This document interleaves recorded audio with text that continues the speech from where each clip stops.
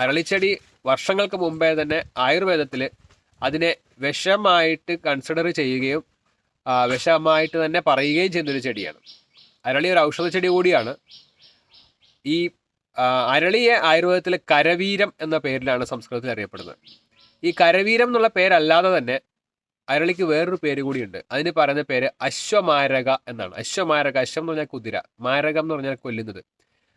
കുതിരയെ വരെ കൊല്ലാൻ ശേഷിയുള്ളത് എന്ന അർത്ഥത്തിലാണ് ഇതിന് അശ്വമാരക എന്ന പേര് പറയുന്നത്.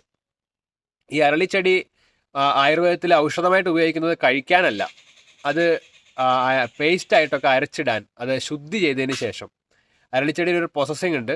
ആ പ്രോസസ്സിംഗ് ഒക്കെ ചെയ്ത് ശുദ്ധി ചെയ്തതിന് ശേഷം അത് അരച്ച് സ്കിൻ ഡിസീസുകളിലൊക്കെ പേസ്റ്റായിട്ട് ചില സ്ഥലങ്ങളിലൊക്കെ ലേപമാക്കിയൊക്കെ ഇടാൻ വേണ്ടിയിട്ട് ധാരാളം മരുന്നുകളോടൊപ്പം ചേർത്തിട്ടൊക്കെ ഇടാനൊക്കെയാണ് ഉപയോഗിക്കുന്നത്, തനിയല്ല.